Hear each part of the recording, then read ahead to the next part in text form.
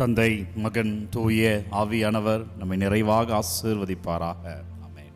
மீண்டுமா இந்த வெள்ளிக்கிழமை ஆண்டவருடைய ஆசீர்வாதத்துக்கு, அவருடைய வல்லமையை பெற்றுக்கொள்ள, அவர் பெயரால் சுகத்தை பெற்றுக்கொள்ள உங்கள் அனைவரையும் அன்போடு வரவேற்கிறேன். நிறைவார்த்தை தருகிறேன். நானே திராட்சை கொடி, நீங்கள் கிளைகள்.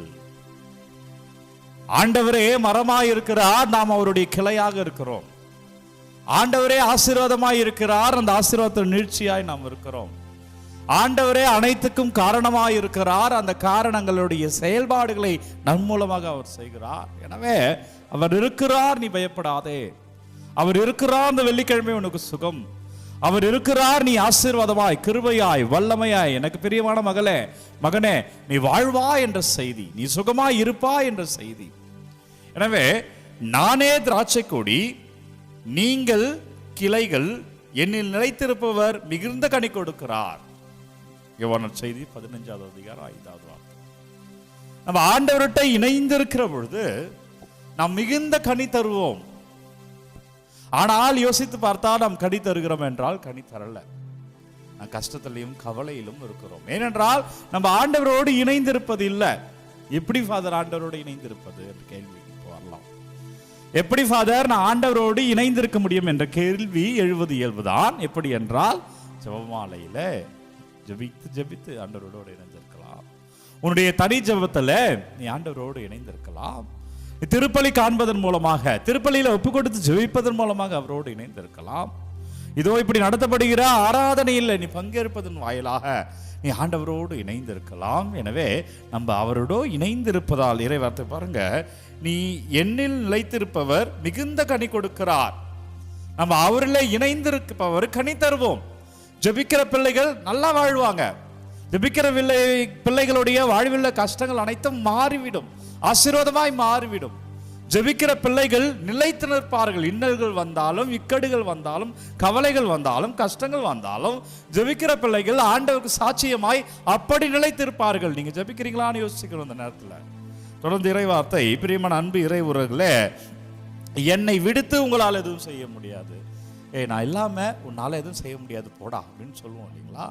ஆண்டவர் அப்படிதான் சொல்றார். என்னை விடுத்து, அவர் இல்லாமல், அவருடைய கிருபை இல்லாமல், அவருடைய ஆசீர்வாதம் இல்லாமல், தூய ஆவியானவருடைய வல்லமை இல்லாமல், எனக்கு பிரியமான மகனே மகளே, நம்மால் எதுவுமே செய்ய இயலாது. அப்படின்னா இதுக்கு ஆப்போசிட் என்னன்னு யோசிங்க. நம்மளால் எல்லாம் செய்ய இயலும், நம்மால் எதை வேணாலும் செஞ்சிடலாம். நம்ம எப்போ நாம் அவரோடு இணைந்திருந்தால், அதான் இறைவார்த்தை, என்னை விடுத்து எதுவும் செய்ய இயலாது என்றால் அவரோடு எல்லாவற்றையும் செய்ய முடியும், அவரோடு எதையும் சாதிக்க முடியும், அவரோடு அனைத்து நன்மைகளையும் நம் வாழ்வில் நிரூபித்து காட்ட முடியும். அவரோடு இணைஞ்சிருப்போம். நன்றி அப்பா.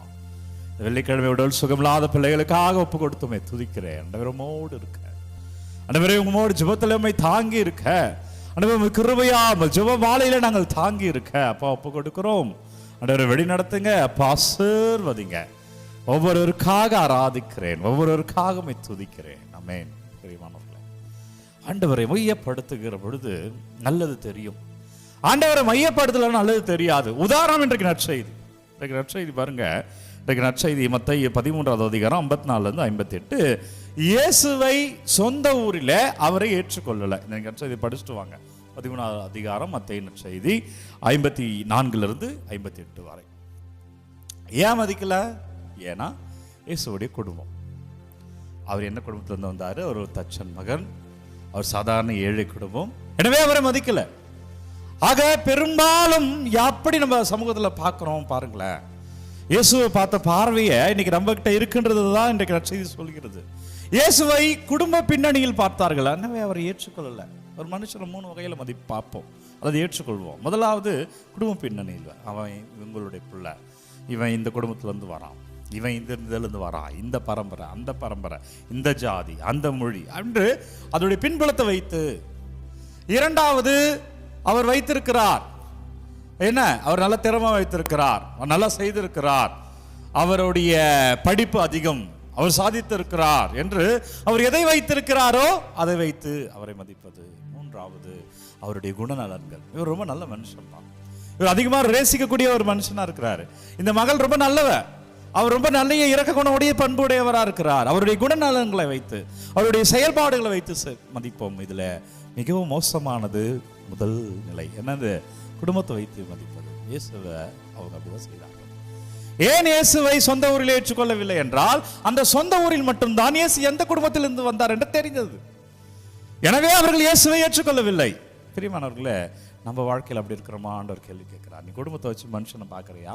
அவங்க கூட இருக்கிற ஃப்ரெண்ட்ஸை, அவங்க ஃபேமிலியை வச்சு, அவங்க காஸ்ட் வச்சு, அவங்க லாங்குவேஜ் வச்சு, அவங்க பணத்தை வச்சு நீ செலக்ட் பண்ணியிருக்கிறியா?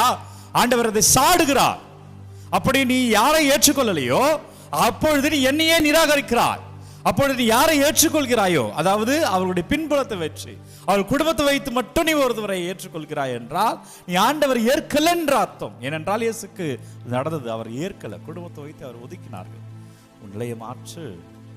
அப்போ ஆண்டவருடைய ஒளியோடு இருக்கிற மகன், ஆண்டவருடைய ஒளியோடு இருக்கிற குடும்பம், ஆண்டவருடைய பிரசன்னத்தில் இருக்கிற பிள்ளைகள் அதை செய்ய மாட்டார்கள். திருமணத்துல, வீட்டு விசேஷத்துல அவர்கள் அதை செய்ய மாட்டார்கள். எல்லோரையும் அரவணைப்பார்கள், எல்லோருடையும் பழகுவார்கள், யாரை வேண்டுமானாலும் தேர்வு செய்வார்கள். மாற்றிக்கோ, இன்னும் நிறைய நடக்கும். ஆண்டவருக்கு ஏற்றவர் மாற்றிக்கோ, இன்னும் அதிசயம் நடக்கும். நன்றி அப்பா. வெள்ளிக்கிழமை ஒப்பு கொடுங்க, உங்களை முழுமையாக ஒப்பு கொடுத்து ஜெபிங்க. இதோ அப்பா, இதோ இயேசு, ஆண்டவர் நான் என்னை மாற்றிக்கிறான்ப்பா, என்னை தொடுங்கன்னு கேளுங்க. ஆண்டவர் கிருபை இங்க இருக்கிறது கேளுங்க, அவருடைய வல்லமை இங்க இருக்கிறது கேளுங்க, அவருடைய ஆசீர்வாதம் இருக்கிறது. நன்றி அப்பா. ஒவ்வொரு பிள்ளைகளுக்காக ஜெபிக்கிறேன். கமெண்ட்ல அனுப்பப்பட்ட ஒவ்வொரு ஜெப விண்ணப்பங்களை எல்லாம் பாதத்தில் வைக்கிறேன். ஆண்டவர் நீங்க விடுவீங்க அப்பா, நீங்க ஆசீர்வதிங்க. கிருபையால் வாழ வல்லமையான நற்கருணை ஆண்டவர் உங்களை நிறைவாய் ஆசீர்வதிப்பாராக. எங்கெல்லாம் பலவீனமாய் நோய் நொடியோ இருக்கிறீர்களோ கரங்களை வைத்துக் கொள்ளுங்கள். வல்லமையான இருக்கிறவில ஆண்டவர் எங்கெல்லாம் நீங்கள் கரங்களை வைத்திருக்கிறீர்கள் அங்கெல்லாம் அந்த பகுதியெல்லாம் தொடுகிறார். அவர் பேரில் விசுவாசத்தை சொல்லுகிறேன். நற்கருணை ஆண்டவர் இந்த நிமிடம் உங்களுக்கு சுகத்தை கொடுக்கிறார். நீங்கள் வாழ்வீர்கள். அனுப்பப்பட்ட ஒவ்வொரு விண்ணப்பங்களும் ஆண்டவர் அபிஷேகமாய் மாற்றுகிறார். தலை வணங்கி இந்த ஆசீர்வாதத்தை பெற்றுக்கொள்வோம். எல்லாம் அல்ல இறைவன் நம்மை தந்தை, மகன், தூய ஆவியார் நம்மை நிறைவாக ஆசீர்வதிப்பாராக. இந்த நாளும் இனிய நாளே. அன்பர்களே, ஒவ்வொரு நாளும் விடியற்காலை 3 மணிக்கு இந்த ஆராதனை வழங்கி கொண்டிருக்கிறோம். யாருக்கு தேவை நினைக்கிறீங்களோ அவர்களோடு பகிர்ந்து கொள்ளுங்க. God bless you. Take care.